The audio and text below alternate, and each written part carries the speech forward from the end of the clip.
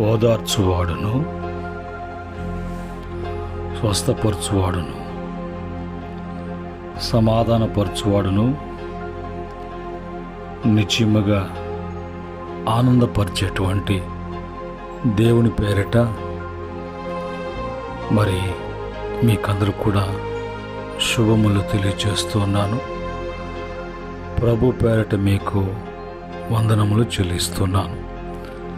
దేవుని యొక్క కృపావాక్యాన్ని ధ్యానం చేయటానికి ప్రభు మంచి అవకాశాన్ని మళ్ళీ తిరిగి ప్రభు కల్పించాడు. ఆయన బలపరిచి తన వాక్యాన్ని ఈ రీతిగా ఆయన ప్రచురం చేయటానికి మార్గమును తెరిచినటువంటి దేవునికి కృతజ్ఞతాస్తుతులు చెల్లిస్తూ ఉన్నాను. ప్రియమైన దేవుని బిడ్డలారా, ఈ సమయంలో యెషయా గ్రంథము 57వ అధ్యాయము 18, 19 వచనాలను చదువుకొని ప్రభు సన్నిధిలో మనము ధ్యానం చేద్దాం. ఇక్కడ రాయబడినటువంటి మాటలలో ఏమని రాయబడి ఉన్నదంటే, ప్రభు తన ప్రవక్త ద్వారా ఏమని వ్రాయించాడంటే, తన బిడలకు ఏమని వ్రాయిస్తూ ఉన్నాడంటే, నేను వారి ప్రవర్తనను చూచి తిని వారిని స్వస్థపరచుదను, వారిని నడిపింతును, వారిలో దుఃఖించు వారిని ఓదార్చుదును, వారిలో కృతజ్ఞతా బుద్ధి పుట్టించుచు దూరస్తులకును సమీపస్తులకును సమాధానమని చెప్పి నేనే వారిని స్వస్థపరచదునని యెహోవా సెలవిచ్చుచున్నాడు. పరిశుద్ధుడైనటువంటి మా తండ్రి, కృపగలిగినటువంటి మా రాజా, ఈ సమయంలో నీ దాసుని బలపరచు నాయనా, నీ దాసుని మరుగుపరచయ్యా. ఈ యొక్క మాటల్లో ఉన్నటువంటి అర్థాన్ని, భావాన్ని లోతైన అనుభవంలోకి తీసుకువెళ్ళి వివరించి నీ ప్రజలకు బోధించమని ప్రభు అయిన యేసుక్రీస్తు వారి యొక్క పరిశుద్ధమైన నామములో అడిగి వేడుకుంటున్నాము తండ్రి, ఆమేన్. ప్రియమైన దేవుని బిడ్డలారా, దేవుని ప్రజలారా, ఇక్కడ స్వయాన ప్రభువే మాట్లాడుతున్నట్లుగా, ప్రభువే తన బిడ్డలతో ఎంతో మరి ఆదరిస్తున్నట్లుగా, ఓదార్పును కలిగిస్తున్నట్లుగా, వారి జీవితాలలో ఒక నూతనమైనటువంటి మార్గమును సరళము చేస్తున్నట్లుగా ప్రభు వారి యొక్క మాటలను బట్టి మనకు తెలుస్తూ ఉన్నది. ఇక్కడ ప్రభు అనే మాట ఏంటంటే, నేను వారి ప్రవర్తనను చూచి తిని అని అంటాడు. ప్రభు ఆయన ప్రతి ఒక్కరు కూడా చూచుచున్న దేవుడిగా, పరిశీలిస్తున్నటువంటి దేవుడిగా, పరీక్షించేటువంటి దేవుడిగా, వారి యొక్క క్రియలకు తగినట్లుగా, ప్రవర్తనకు తగినట్లుగా ప్రతిఫలం ఇచ్చేటువంటి దేవుడిగా ఉన్నాడు. ఆయన ఎంత మాత్రము కూడా అన్యాయస్తుడు కాదని, ఆయన న్యాయవంతుడు, ఆయన నీతిమంతుడు, ఆయన యథార్థవంతుడు, ఆయన కార్యములన్నిటిలో కూడా ఆయన నీతిని కనపరించే దేవుడు కాబట్టి జనులందరూ కూడా ఆయనందు భయభక్తులు నిలిపి ఉంటారు అనేది మనకు వాక్యము బోధిస్తూ వస్తున్నది. కనుక ప్రభు ప్రవర్తన చూచి ఆయన స్వస్థపరచదను అని అంటున్నాడు. కనుక ప్రభు చూచినప్పుడు వాళ్ళ యొక్క ప్రవర్తన సరికానప్పుడు, తన ప్రవర్తన సరిచేసుకున్నప్పుడు వాళ్ళ జీవితంలో ప్రభు కార్యం జరగాలంటే, ఒకవేళ అది స్వస్థత కార్యమై ఉండొచ్చు, అవి అద్భుత కార్యాలై ఉండొచ్చు, వారి జీవితాల్లో శుభకార్యములై ఉండొచ్చు. కానీ ప్రభు యొక్క దృష్టికి ఆ ప్రవర్తన, జీవితము, ఆ కుటుంబము, ఆ సంఘము, ఆ సమాజము, ఆ ప్రదేశము సరికానప్పుడు దేవుని యొక్క కనికరము వారి మీదకి ఎలాగొస్తుంది అనేది ఆలోచించేయాలి.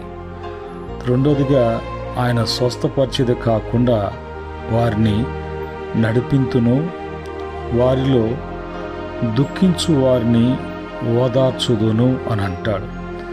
వాళ్ళని బాగుపరచమే కాకుండా, బాగు చేయటమే కాకుండా వారిని నేను ఇక నడిపిస్తాను అని అంటాడు. కనుక ప్రభు చేపట్టి నడిపిస్తున్నప్పుడు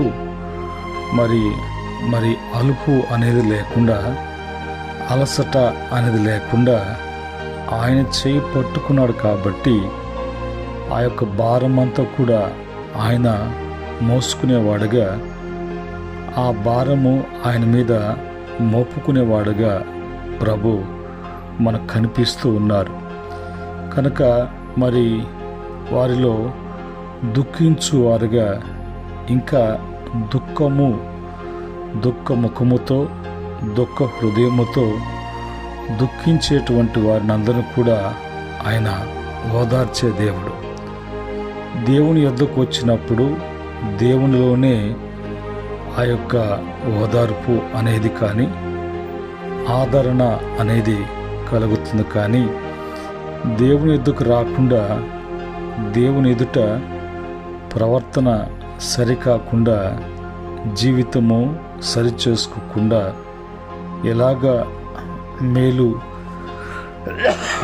ఎలాగ మంచి అనేది జరుగుతుందో అనేది వాక్యాన్ని బట్టి తెలుసుకుంటున్నాం. వాక్యాన్ని బట్టి నేర్పించబడుతున్నప్పుడు నేర్చుకునేటువంటి మనసును కలిగినటువంటి వారంగా ఉండాలి. అలాగనే ప్రభు అంటాడు, ఒకవేళ వాళ్ళల్లో చేసిన మేలును బట్టి కృతజ్ఞత లేనటువంటి వారు ఉన్నటువంటి వారు మనం చూస్తూ ఉంటాం. అవసరం వచ్చినప్పుడు దేవుడు కావాలి, వారి జీవితాల్లో కార్యాలు జరగాలంటే దేవుడు కావాలి. వాళ్ళ అవసరాలు తీరిన తర్వాత, వాళ్ళ కార్యాలు జరిగించిన తర్వాత తిరిగి వాళ్ళు ఏ లోకములో వాళ్ళు సంతోషం అనుకుంటున్నారు, ఏ ప్రజల మధ్యలో, ఏ పరిస్థితుల్లో వాళ్ళు సుఖపడతాము అనుకుంటారు, అలాంటి అంధకారమైనటువంటి, అపవిత్రమైనటువంటి, మలినమైనటువంటి ఆ ప్రదేశాలు, ఆ స్థానాలు, ఆ యొక్క వాతావరణాన్ని కోరుకునేటువంటి వారు చాలా వరకు కనిపిస్తూ ఉంటారు. అయితే అలాంటి వారిని కూడా తిరిగి ప్రభు చేసిన కార్యాన్ని బట్టి వారికి బుద్ధి లేని కారణాన్ని బట్టి అలాగ చేసి ఉంటారేమో. కానీ బుద్ధి కానీ ఉంటే వాళ్ళు ఇలాగ చేయరు అన్నట్లుగా ఆయన బుద్ధిని పుట్టించుచు దూరస్తులకును సమీపస్తులకును సమాధానమని, దూరస్తులకును సమీపస్తులకును సమాధానము లేనటువంటి వారు, సమాధానము పన్నటువంటి వారు, సమాధానము అనేది వాళ్ళల్లో ఎక్కడ కూడా ఉండుటకు, ఉండి జరిగించుటకు చోటు ఇవ్వనటువంటి, అవకాశం ఇవ్వనటువంటి అలాంటి ప్రదేశాల్లో కూడా, అలాంటి ప్రాంతాల్లో కూడా, అలాంటి మనుషుల మధ్యలో కూడా ఆయన దూరస్తులకును సమీపస్తులకును సమాధానమని చెప్పి నేను వారిని స్వస్థపరిచేదను అని స్వయాన దేవాతి దేవుడే ఆయన సెలవిస్తున్నాడు. కనుక ఈరోజు ఈ మాటలను బట్టి మనము మన దేవుడు ఎవరు అనంటే ఆయన స్వస్థపరిచేటువంటి దేవుడిగా ఉన్నాడు. ఆయన బాగుపరిచేటువంటి దేవుడిగా ఉన్నాడు. బాగుపడాలి అంటే, ఆరోగ్యం కలిగి ఉండాలి అంటే, అన్నిట్లో కూడా నెమ్మది కలిగి ఉండాలి అనంటే, ఒక ఓదార్పు అనేది ఉండాలి అనంటే, అవన్నీ కూడా లభించేటువంటి స్థలము, అవన్నీ కూడా అనుగ్రహించేటువంటి దేవుడు ప్రభు అయిన యేసుక్రీస్తు వారని తెలుసుకోవాలి. ఈరోజు స్వస్థతను గురించి చూసినప్పుడు భక్తులు వారి జీవితాలలో స్వస్థత అనేది లేకుండా పోయినటువంటి పరిస్థితుల గురించి వాళ్ళు మరి కీర్తన ద్వారా వాళ్ళు తెలియచేస్తున్నటువంటి మాటలు. కీర్తన 38వ కీర్తన 3వ చరణములో, నీ కోపాగ్ని వలన ఆరోగ్యము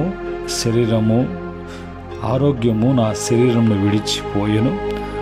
నా పాపమును బట్టి నా ఎముకలలో స్వస్థత లేదు. స్వస్థత ఎముకల్లో కానీ, కండల్లో కానీ, నరాల్లో కానీ లేకుండా పోవటం, ఉన్న అవయాలలో లేకుండా పోవటం కారణం ఏంటంటే దేవుని యొక్క కోపాగ్ని ఒకరి మీదకి వచ్చినప్పుడు వారి యొక్క శరీర ఆరోగ్యం విడిచిపెట్టి వెళ్ళిపోతుంది. కారణము వారి యొక్క పాపమును బట్టి ఆయన కోపం వస్తుంది. కానీ వాళ్ళు అపవిత్రులుగా ఉంటూ పాపములోనే తమ జీవితాలు వెళ్ళబుచ్చుకోవాలి అనుకున్నటువంటి వారి యొక్క జీవితాలలో అలాగా జరుగుతుంది అనేది వాక్యం చెప్పేటువంటి వాక్యం ద్వారా తెలుసుకోవాల్సినటువంటి విషయాలు. రెండవదిగా 41వ కీర్తన 4వ చరణములో, యెహోవా నీ దృష్టి ఎదుట నేను పాపము చేసి ఉన్నాను, నన్ను కరుణింపుము, నా ప్రాణమును స్వస్థపరచుము అని మనవి చేసుకుని ఉన్నాను అని అంటాడు. తన తప్పుని అతను ఒప్పుకుంటున్నారు.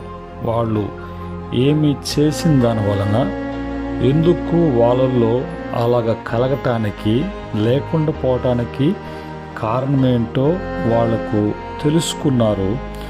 వాళ్ళకి ఆ విధంగా కలిగిన దాన్ని బట్టి దేనివల్ల కలిగి ఉంటుంది అనేది గ్రహించారు. వెంటనే ప్రభు యొక్క వాళ్ళు రెక్కల నీటిలోకి రావటానికి, ప్రభు పాద సన్నిధికి రావటానికి వాళ్ళు వెంటనే తీర్మానం చేసుకుంటూ పలికినటువంటి పలుకులు. అలాగనే యెషయా గ్రంథము 1వ అధ్యాయము 6-7 వచనాలలో కూడా అక్కడ రాయబడినటువంటి మాట, అరకాలు మొదలుకొని తల వరకు స్వస్థత కొంచెమైనా లేదు, ఎక్కడ చూచినను గాయములు, దెబ్బలు, పచ్చి పుండ్లు ఉన్నట్లుగా అవి అలాంటి బాధతో నేను బాధపడుతున్నాను అని భక్తుడు చెప్తున్నాడు. వీటన్నిటికి కారణము వాళ్ళ యొక్క తప్పులను బట్టి, అపరాధములను బట్టి జరిగిన విషయాలు వాళ్ళు ప్రభు కాడ ఒప్పుకుంటున్నారు. ప్రభు వలన వాళ్ళు స్వస్థత అనేది కోరుకుంటూ ఉన్నారు.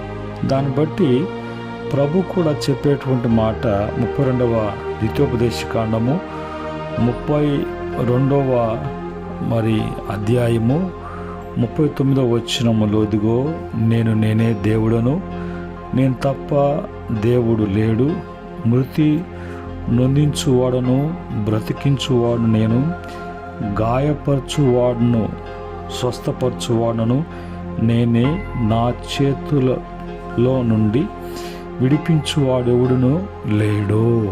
కనుక దేవుని ఎదుట అలాగా మనము ప్రవర్తించి, అలాగా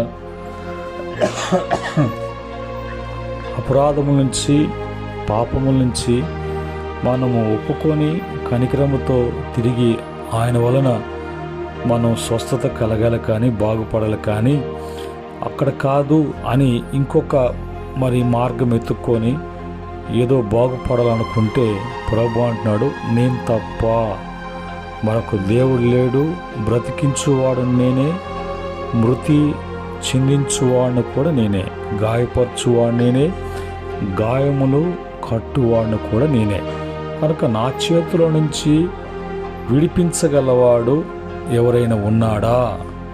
అలాంటి వారు ఉన్నారా అంటే ఎవరు కూడా లేరు అని ఒప్పుకొని ఆయన పాదాల కాడ సాష్టాంగ నమస్కారం చేసి ఒప్పుకొని విడిచిపెట్టి దేవుని వలన బాగుపడటానికి ఆ యొక్క ఆరోగ్యాన్ని, ఆ స్వస్థతను, ఆ బలాన్ని, ఆ శక్తిని, ఆ జీవితాన్ని, ఆ జీవమును ఆ యొక్క మరి కుటుంబంలో ఆ విధంగా ఉండటానికి ప్రభు యొక్క సన్నిధికి వచ్చినప్పుడు ప్రభు మరి వలన మనం బాగుపడాలి, స్వస్థత కలగాలి అంటే ఏం చేయాలి?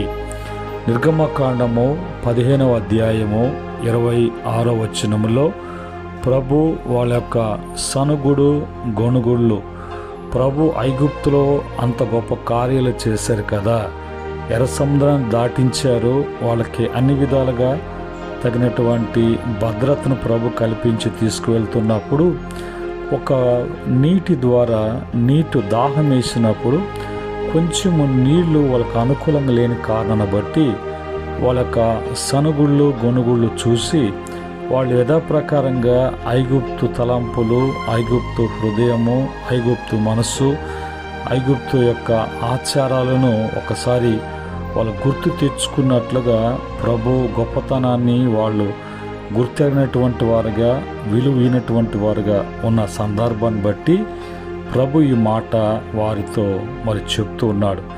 మీ దేవుడైన యెహోవా వాక్కును శ్రద్ధగా విని ఆయన దృష్టికి న్యాయమైనది చేసి ఆయన ఆజ్ఞకు విధేయులై ఆయన కట్టడలన్నిటినీ అనుసరించి నడిచిన ఎడల నేను ఐగుప్తీయులకు కలుగు చేసిన రోగములలో ఏది మీకు రానియను, నిన్ను స్వస్థపరచు యెహోవాను నేనే.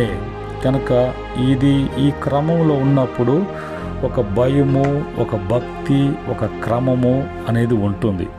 ఇది ఏది లేకుండా పోయినప్పుడు మరి వారి జీవితాల్లో మరి నోటికి అదుపు ఉండదు, మరి ఆ నోటి యొక్క కంట్రోల్ ఉండదు, మనసు కంట్రోల్ ఉండదు, శరీరము కంట్రోల్ ఉండదు.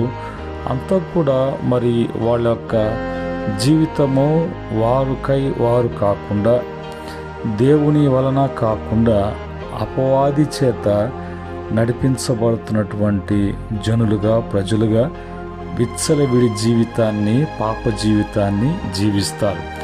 అలాగా రొటీన్గా తిరిగి మీ జీవితాల్లో జరగకూడదు. అలాగ జరిగితే ఐగుప్తులో జరిగినటువంటి అక్కడ వాతావరణం మీకు తెలుసు కదా, జాగ్రత్త.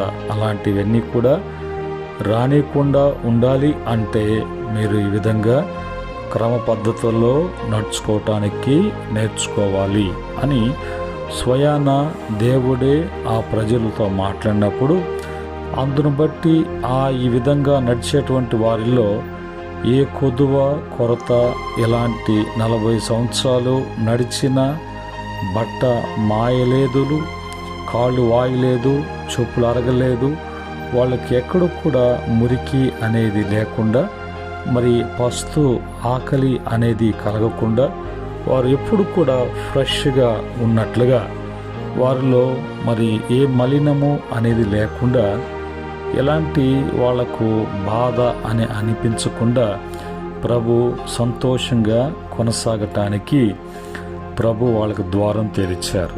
అది మన జీవితంలో కూడా అలాగా ఉండటానికి ప్రయత్నించినప్పుడే మనము ప్రభు కార్యాలను చూడగలము. ప్రభు వలన స్వస్థతను, దైవికమైనటువంటి స్వస్థత, ఆత్మీయమైనటువంటి స్వస్థత, శారీరకమైనటువంటి స్వస్థత కలిగి జీవించగలము ఈ లోకములో. రెండవ దినవృత్తాంత గ్రంథాలు 7వ అధ్యాయము 14వ వచనములో, నా పేరు పెట్టబడిన నా జనులు తమను తాము తగ్గించుకొని ప్రార్థన చేసి నన్ను వెదికిన ఎడల, వెదికి తమ చెడు మార్గాలను విడిచిన ఎడల, ఆకాశము నుండి నేను వారి ప్రార్థన విని వారి పాపమును క్షమించి వారి దేశమును స్వస్థపరచెదను. దేశములోనే అనారోగ్యం పాలైతే దేశములో ఉన్నటువంటి ప్రజలు, ఉన్నటువంటి కుటుంబాలు, ఆ జీవించేటువంటి ఆ జీవులు అన్నిటి కూడా ఒక మానవుని యొక్క అవిధేయతను బట్టి మరి ఎన్ని నష్టాలు, మరి అతను ఒక్కడి వలన ఆ ప్రాంతానికి, ఆ కుటుంబానికి, ఆ గ్రామానికి, లేదంటే ఆ యొక్క జిల్లాకి, ఆ యొక్క దేశానికి, ఆ యొక్క రాష్ట్రానికి, ఆ యొక్క ప్రభుత్వానికి అలాగా అలుముకుంటూ పోయేటువంటి పరిస్థితి కలుగుతుంది. ఆకాశమందు ఉన్నటువంటి, ఆకాశమందు ఆసీనుడైనటువంటి దేవుడు, ఆకాశం నుండి ప్రతిదీ కూడా పరిశీలించేటువంటి దేవుడు, ఆకాశమందు చెవియొగ్గి ఆలకించి ఆయన ఉత్తరం ఇచ్చేటువంటి దేవుడిగా ఉన్నాడు. అలాంటి దేవుని ఎదుట మనము జాగ్రత్త కలిగి ఉండాలి. అలాగనే కీర్తన 41 కీర్తన 1-2 చరణాల్లో 3 చరణాల వరకు చూసినప్పుడు 3వ చరణంలో అంటాడు, ఏమంటా అంటే, రోగాసం మీద యెహోవా వానికి మరి వారిని ఆదరించును, రోగము కలుగుగా నీవే వారిని స్వస్థపరచుదువు. అంటే పైన బీదలను కటాక్షించువాడు. తను ఉన్నటువంటి దేవుడు ఒక స్థితిలో పెట్టినప్పుడు ఒక వ్యక్తిని, తనకున్నటువంటి తక్కువ స్థాయిలో, లేమి స్థాయిలో ఒకవేళ వాళ్ళు కష్టపడుతున్నటువంటి స్థితిలో ఉన్నప్పుడు అలాంటి వారి విషయంలో వారిని కనికరించటములో, కటాక్షించటములో ప్రభు వల్ల మనకు ఏ విధంగా సహాయం పొందుకుంటున్నామో మన వలన ఎదుటివానికి చేయగలిగినటువంటి, ఇవ్వగలిగినటువంటి సహాయము చేసేటువంటి వారుగా ఉన్నప్పుడు తప్పక దేవుని వలన మరి మంచి కార్యములు, మంచి జరగటానికి దేవుడు ఆయన అనుమతించేటువంటి దేవుడిగా ఉన్నాడు. అలాగనే మరి ఇంకొక మాట చెప్పుకొని మనం ముగించుకుందాం. ఇర్మీయా గ్రంథం 17 పదాల ప్రకారంగా, యెహోవా నీవు నన్ను స్వస్థపరచుము, నేను స్వస్థత నొందుదును, నన్ను రక్షించుము, నేను రక్షించబడుదును, నేను నిన్ను మరి స్తోత్రించుటకు నీవే కారణభూతుడవు. అంటే ప్రభు చేసిన ప్రతి కార్యాన్ని బట్టి, ఆయన చేసిన కార్యాన్ని బట్టి, చేస్తున్న కార్యాన్ని బట్టి, చేయబోతున్న కార్యాన్ని బట్టి ఎప్పుడు కృతజ్ఞత బుద్ధి కలిగినటువంటి వారమై ప్రభుని స్తుతించేటువంటి వారుగా ఉన్నప్పుడు ప్రభు వలన కలగవలసిన రక్షణ, స్వస్థత, ఫలింపు, అభివృద్ధి, ఆశీర్వాదము, దీవెనలు అన్నీ కూడా మెండుగా లభిస్తాయి.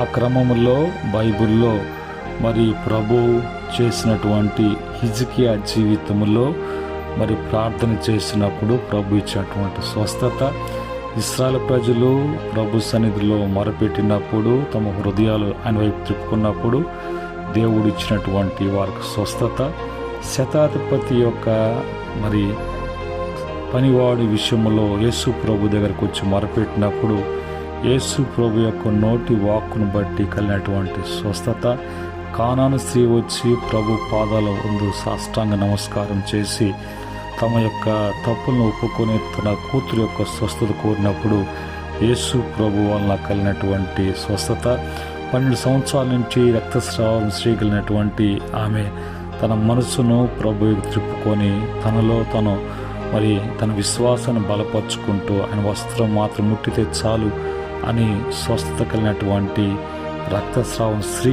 అలాగా బైబిల్లో మనం చూసినప్పుడు అనేక మంది జీవితాలలో గొప్ప గొప్ప కార్యాలు, స్వస్థతలు, అద్భుతాలు జరిగాయి.